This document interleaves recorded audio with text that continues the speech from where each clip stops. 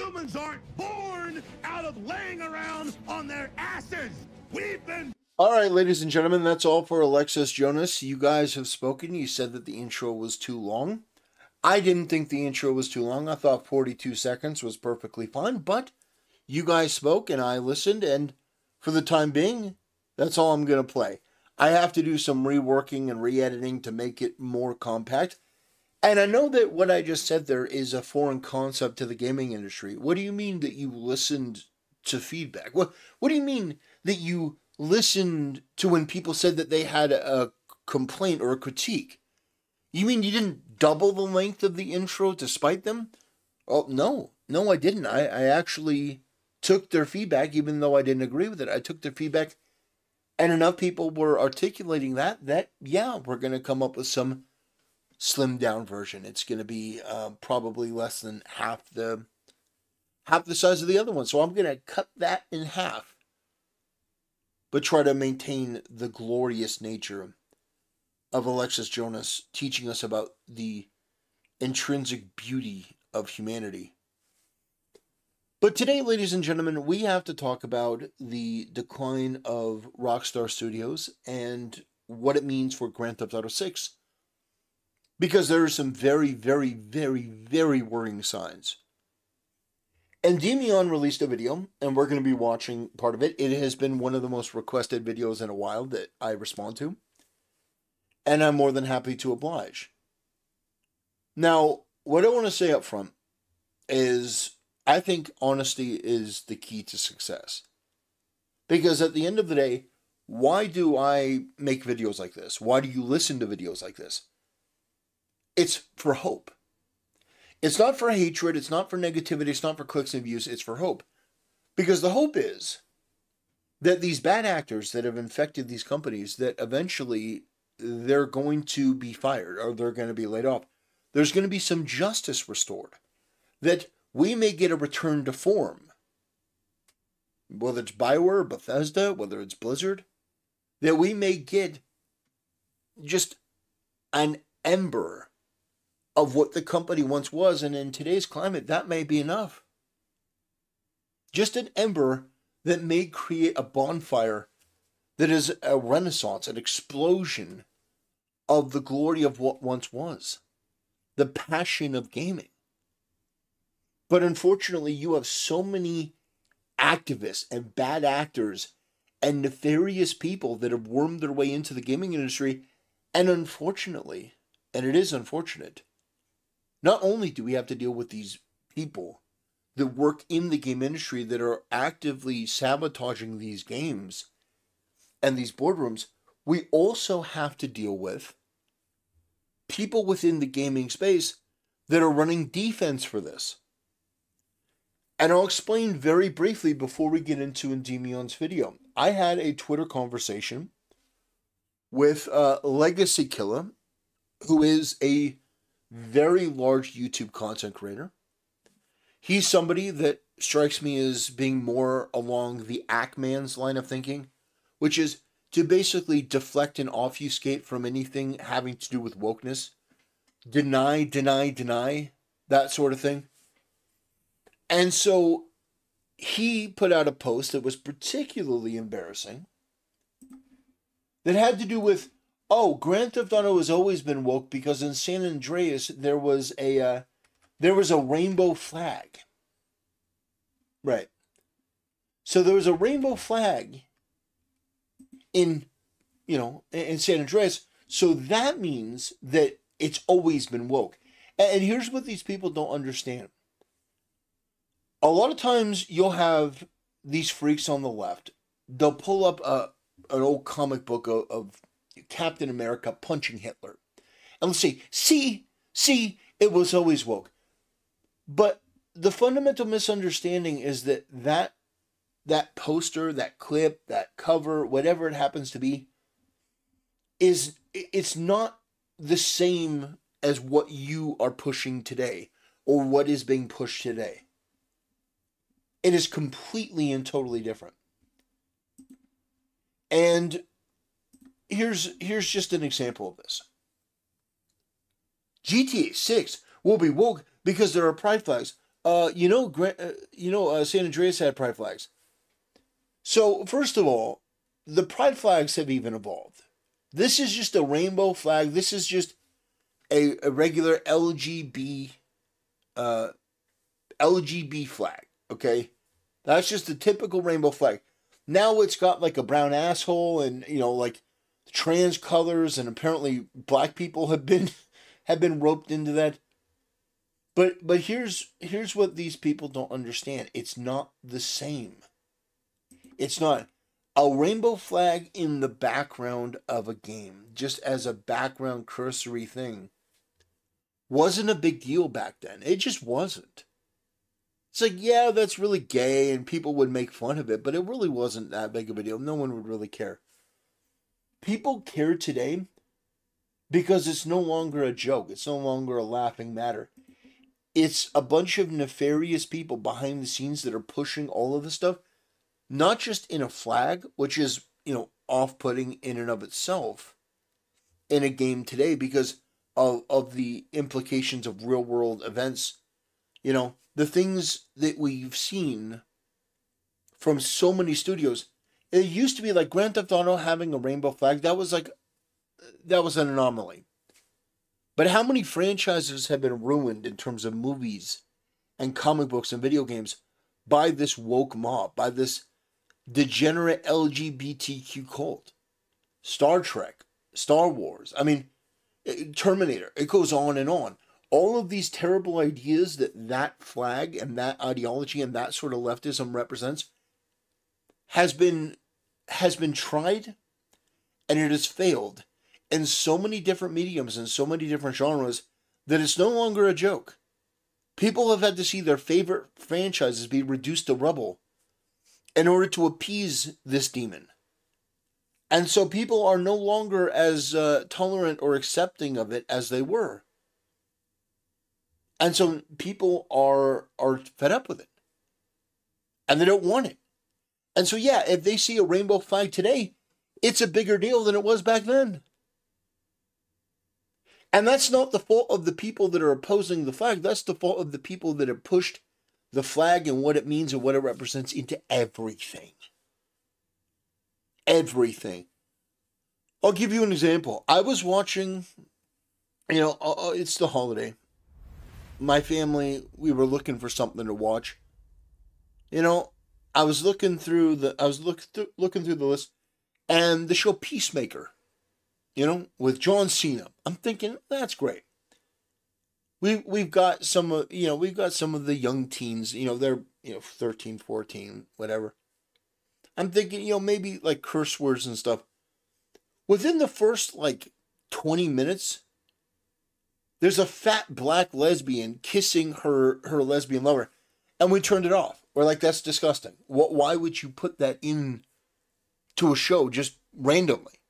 No place for it, no call for it. Weird, disgusting, degenerate, not interested.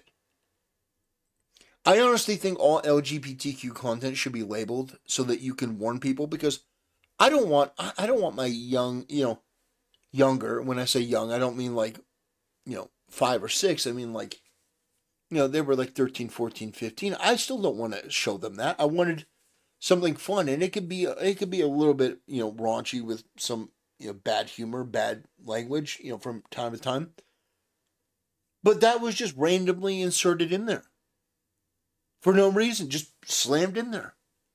A John Cena production. You think that John Cena would be at least a little bit safe from that, but my point is, it's no longer something that's about tolerance.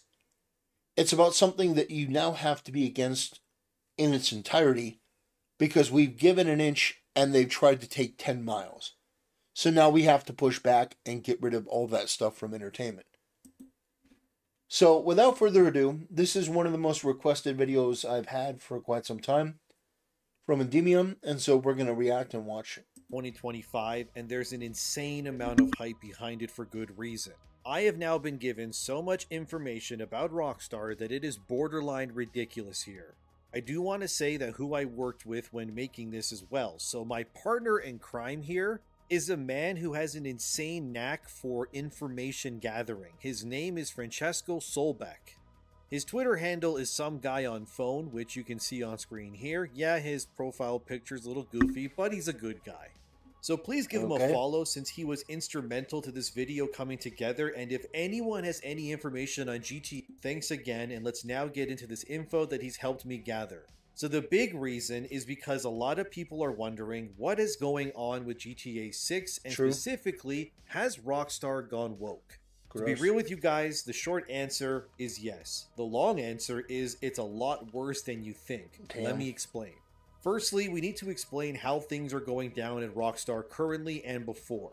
3 of the Rockstar greats left the company ranging between 2020 to 2021. These guys' names are Dan Houser, Laszlo Jones, and Michael Unsworth. These guys were all instrumental in making literally everything that Rockstar has pretty much made up until now. So, already, I'm nervous. Because if you have the big 3 of Rockstar that have made Grand Theft Auto what it is, and they're gone, who took their place? Who would be qualified? And it didn't seem like it was an amicable break. It seems like, you know, if all 3 of them are leaving, that's not good. Dan Houser left Rockstar, which was weird because he founded the company with his brother. And then he went off and made another game studio, and then Laszlo and Michael then left Rockstar and joined him too. But why that is concerning. So the big 3 of this studio basically ducked out, and they didn't leave because they were done with gaming or retiring. They opened their own studio. That is concerning. And apparently the name is Absurd Ventures. That's a good name for a... Would they all leave? Well, friends, I have your answers, and you're not going to like it. Oh, Tell me, do you know what DIB stands for? DIB? DEI, of course, is well known, but we have now another term that we have to add to the list. DIB, or Diversity, Inclusion, and Belonging, is something that has ravaged through Rockstar like a tornado in the past few years.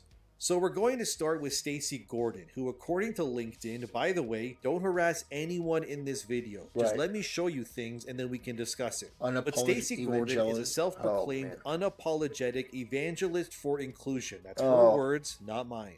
Stacy is also a voice in gender equity, a keynote speaker, and pushes programs that, for lack of a better word, are these mind virus courses that are designed to rewrite the critical thinking pathways of game developers' minds into understanding that they are actually racist and must atone for their sins, as Stacy states here.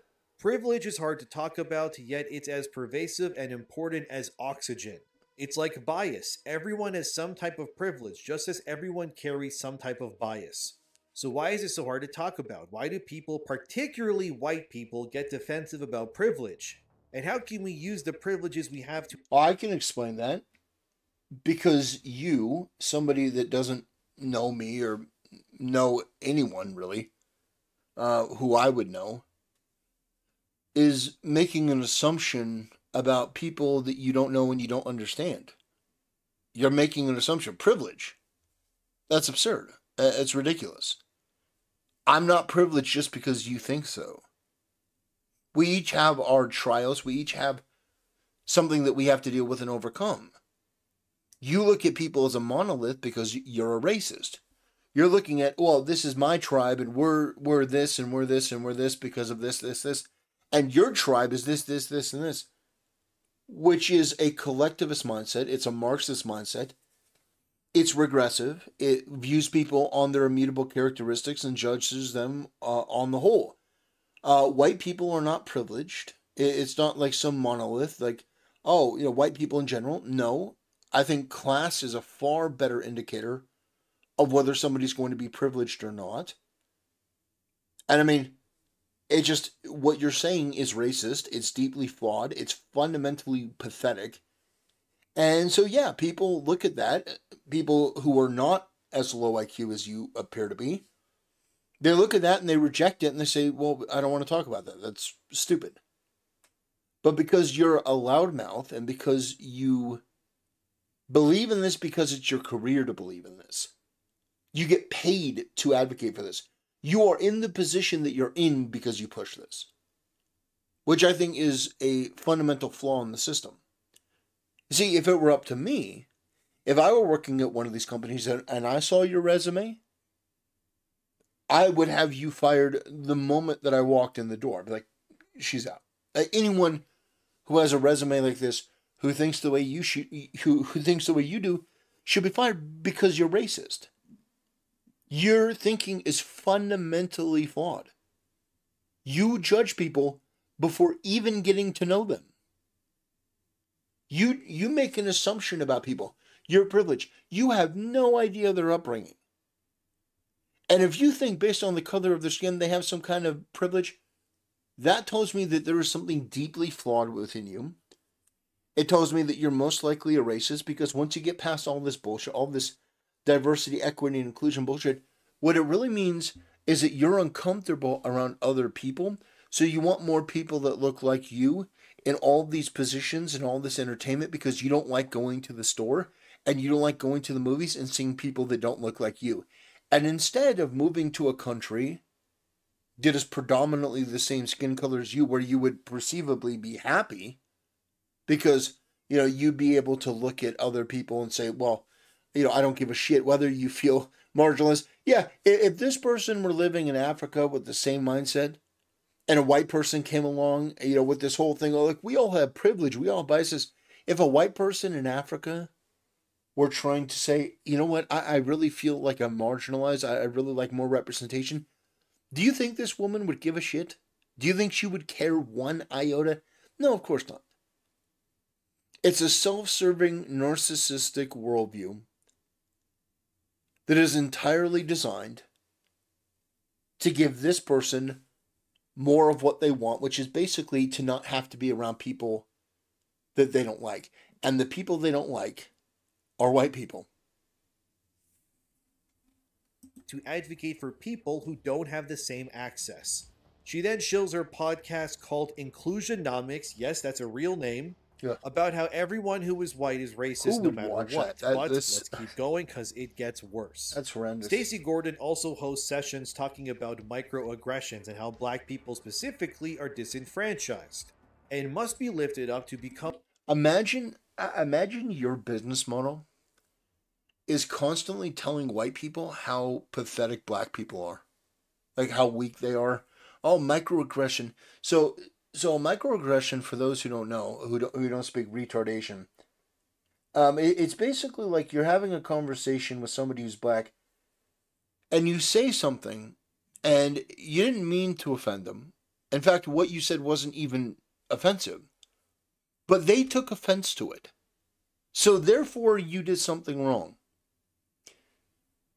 That is the weakest, most pathetic, most brain-dead, most regressive, most anti-American, anti-human being way to communicate, way to view the world that I've ever seen.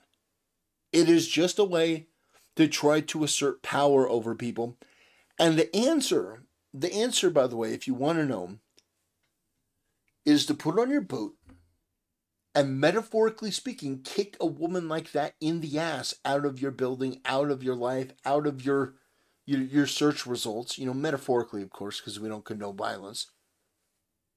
But yeah, to kick them out of your space. Because what they're selling, what they're peddling is just regressive, racist, evil bullshit. And we're not about that. We don't like that. Become more powerful, specifically in the gaming industry. This then brings me to the big root of the cancer that is killing Rockstar right now, which is something called unconscious bias. Ooh. We understand that this is a term that means you are biased without knowing it, but it turns out this DEI stranglehold has actually gripped Rockstar for years now and is choking the entire studio to death. This unconscious bias, by the way, is not just some random thing, but what Francesco was able to discover was that it was actually a mandatory course that was pushed onto employees of Rockstar. Which ones, you may be asking?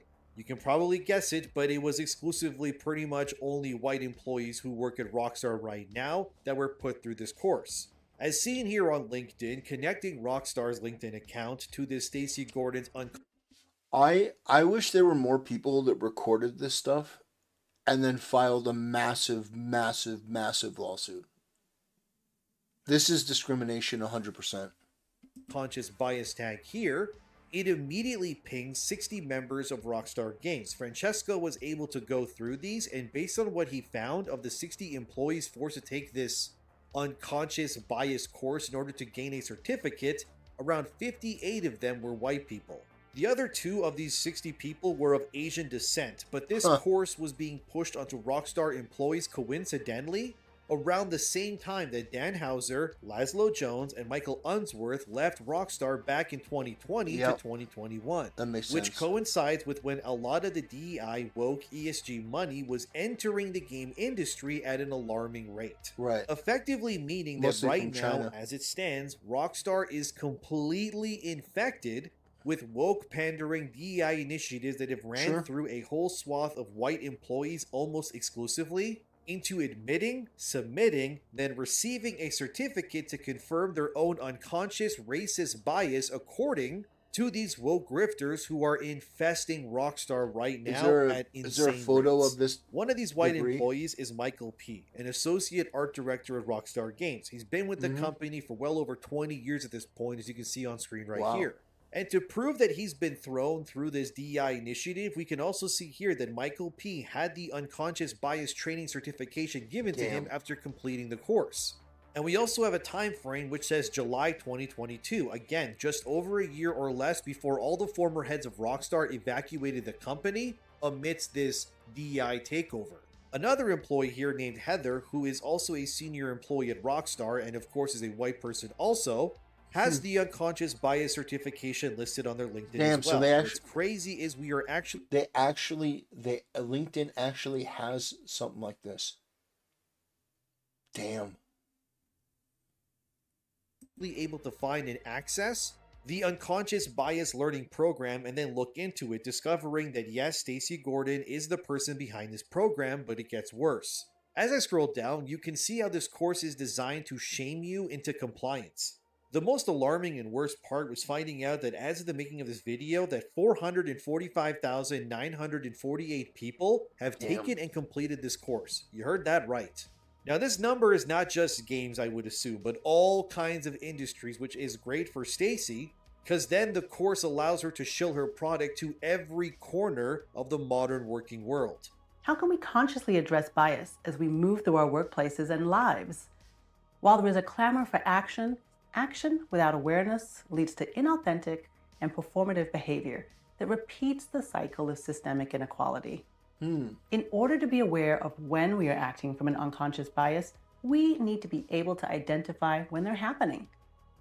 Instead of this causing you distress or feeling hopeless, I invite you to embrace the complexity of being human. My name is Stacy Gordon. Oh, God. I'm an executive advisor to senior leaders in the field of diversity, equity, inclusion, and belonging. I spent years working in Fortune 500 companies and nonprofit organizations specializing in diversity and inclusion. Damn. And today, I hope to bring awareness to the topic of unconscious bias. In this course, we're going to talk about unconscious bias and the impact it has on business. You'll be introduced to some common types of biases that have a large impact in our workplace processes and environments. So you'll now begin to notice the effects of bias in your workplace, in your schools, and in your communities. This awareness is what is needed to begin to make the necessary changes in our behavior. And throughout this course, I'm going to ask you several questions. I recommend you write down your thoughts as we go. So grab a notebook or a writing tablet and let's get started. How does it feel to have lived long enough to see all of your favorite franchises go down in flames? Feels great.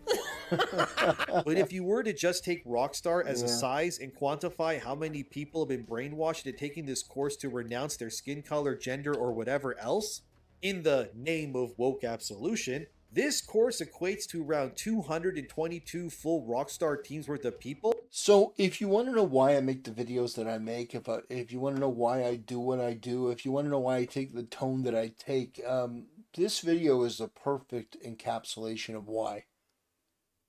Because this is a problem that's bigger than me. It's bigger than you. It's bigger than a lot of us. You know, we are up against a well-funded machine that is ingrained. We are the ones that are against the systemic systems of institutional structure. I'm fighting against what these racists and these bad actors and these con people and these activists and these freaks and these weirdos are putting into gaming. It's part of the curriculum to be part of the company. I just have a small YouTube channel.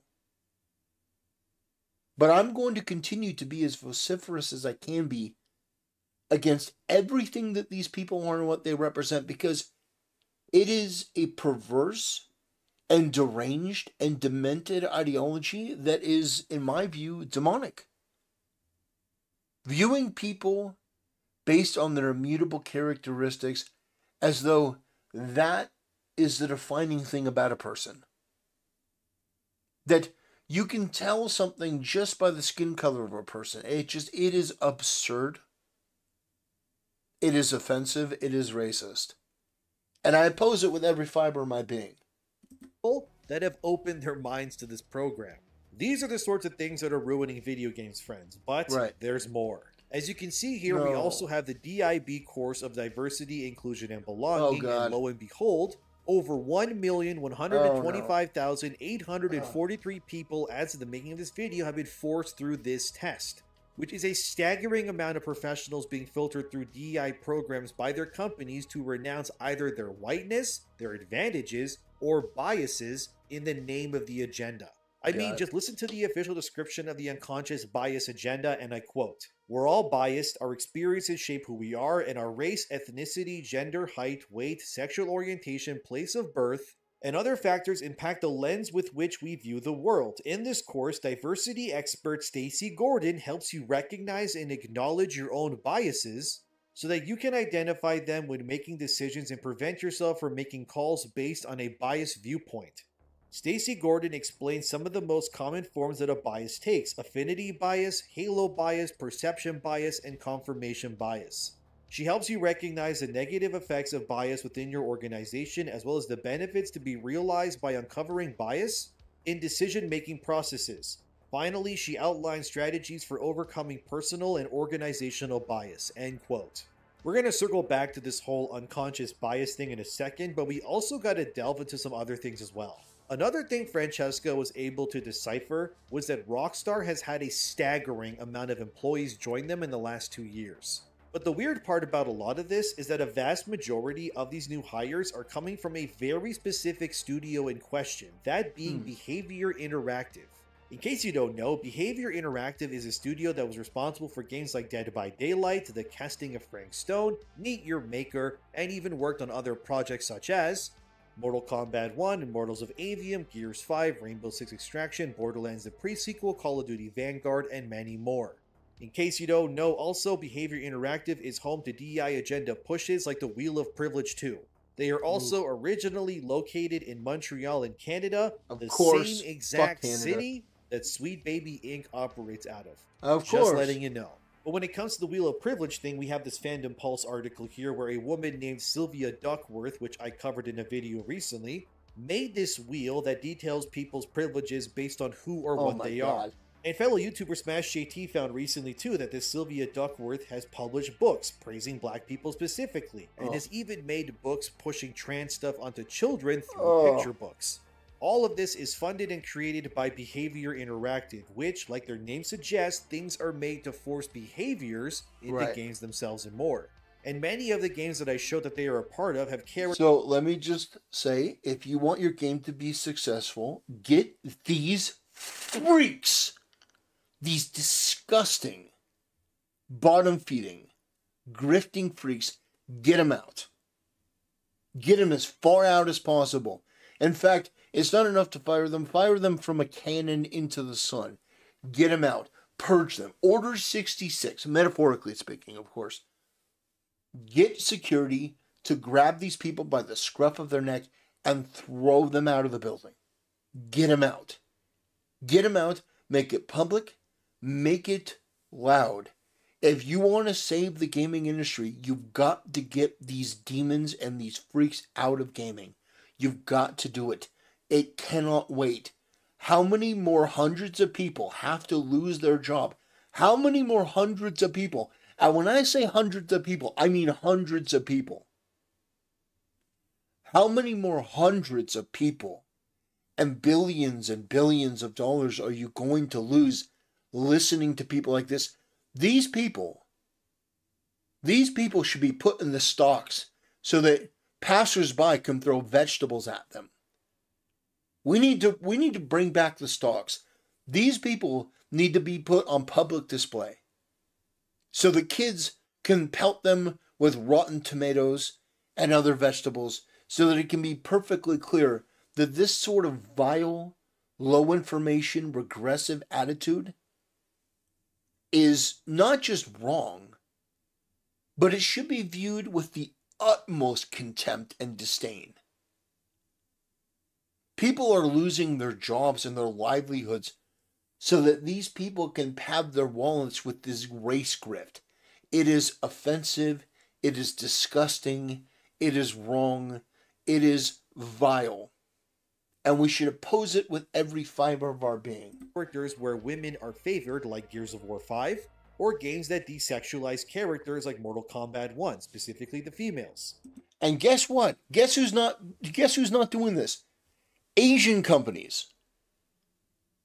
China's coming out with a Grand Theft Auto anime waifu edition. And guess what? It looks good. So don't think that you're going to get away with this. You're not. More people are going to lose their jobs. And meanwhile, China's going to get the jobs that should have been our jobs. Well, I say our jobs, I say Canada. But Canada's basically the 51st state at this point anyway. Trump telling Trudeau, I'll make you governor of the 51st state, Canada. Oh, that's so good. So now that you know who and what behavior stands for, let's circle back to Rockstar. Like I said, many people from that studio are now working at Rockstar coincidentally around the same time Dan Houser and the rest left the company in the past few years. Yeah. One of these people is Wendy Enriquez Donacent, who is a director of talent acquisition at Rockstar Games currently. Oh, geez. Wendy confirms on LinkedIn here where it says Wendy Enriquez Donacent is the director of human resources and talent acquisition at Bethesda Game Studios. Wendy has over 15 years of experience in human resources and talent acquisition. Wendy started their career as a recruiter at Behavior Interactive in 2005. And now, as we know, she has now moved on to Rockstar, becoming the head of hiring for that company. As you can see here, she's been at Rockstar for almost 2 years now, again, coincidentally, around the same time Dan Houser and such leave. She then becomes head of talent acquisition. Isn't that weird to anyone else that all of these people, these initiatives, these programs, certificates, all of it immediately enters Rockstar as soon as the original people leave? Well, maybe this Wendy person isn't tied to DEI, even though she comes from Behavior and is working at Rockstar. Well, we were able to also find out that Wendy's sister here, Ingrid Enriquez Donacent, has published books about representation and inclusivity as well. Ingrid, like I said, who is the sister of Rockstar's talent acquisitions director, even calls herself a grand strategist and ethnographer. Which I looked into it in case you don't know what an ethnographer is, as Google puts it. An ethnographer is a person who studies and records the culture and ways of life of a particular group or society. They use a combination of emic, insider, and etic, outsider approaches to describe the cultures they study. Ethnographers use a research method called ethnography, which involves observing and interacting with people in their natural settings. They immerse themselves in the social group they are studying for months or even years, observing their behavior, there's that word again, listening to their conversations and participating in those conversations. But surely there's no connection, right? I mean, the Rockstar talent acquisition lady's sister wrote a book, so what?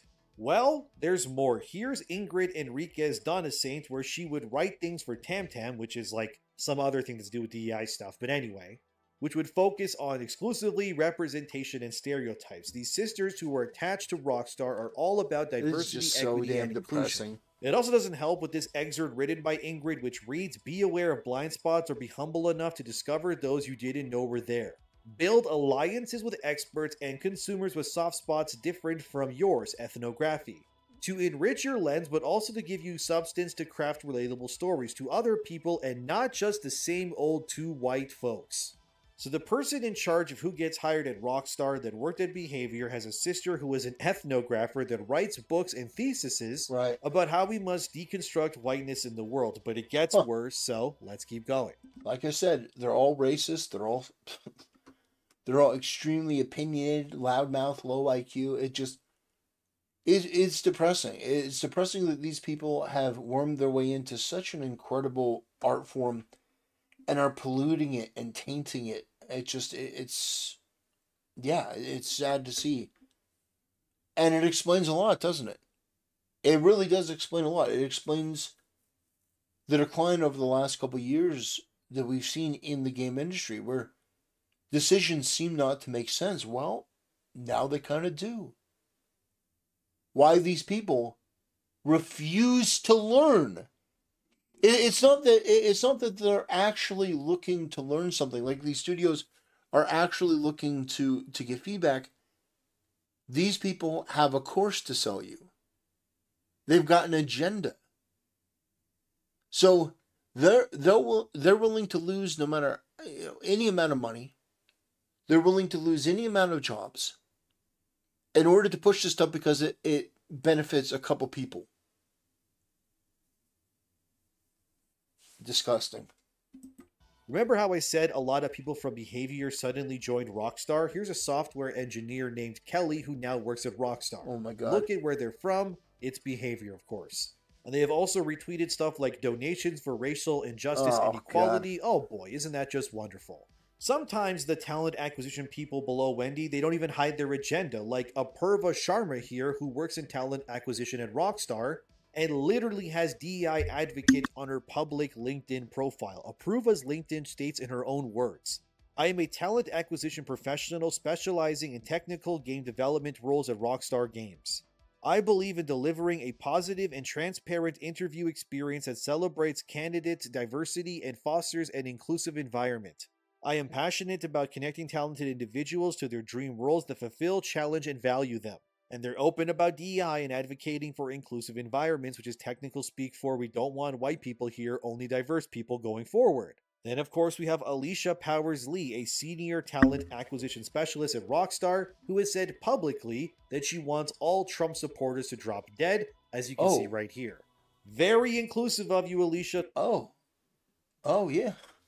Yeah, I mean, they're all ugly women.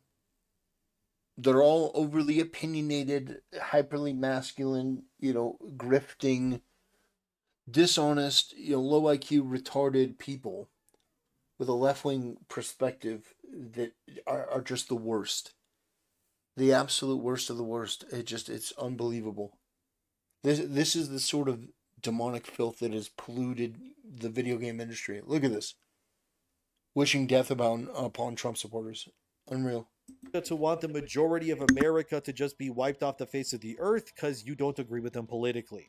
Another talent acquisition person is Shannon here. It's weird that they're all women in this department too. Are you noticing that as well? Also, who has worked at Epic Games before and has openly admitted that she also pushes for DEI in gaming, as seen here, because of course How many more of these? Diana here, who efforts as a DEI leader. So this guy's entire job and skill. Also worked at Rockstar for almost 10 years so far as a senior tools programmer. Vivi has also made it apparent that Twitter back in 2019 apparently doesn't care about trans people, which I don't know, Vivi, because in 2019 you would get banned instantly on Twitter or really anywhere else if you said anything about anyone who is trans. Even more so if it was 2020 or 2021. All traces of what was considered transphobic from GTA for PS5, Series X, and such. As you can see here in this The Gamer article, this was all patched out from jokes, character models, and interactions with what was considered not socially acceptable by the standards of today. Notice also that this was released and patched in 2022, specifically around the exact same time all of these talent acquisition employees get hired from places like Behavior Inter. Yeah, so it starts to make sense. The people that founded the company saw the writing on the wall. They took their money and they ran. And yeah, that was pretty damning. It was pretty terrible, pretty heartbreaking to see a company go through that, be infected in that way. It is a lot like cancer, where it starts to metastasize to every bit of the company, and the effects are watching a company, waste away to nothing. Now, some people will say, well, that's just people who work there in speculation. I think the connection is pretty clear.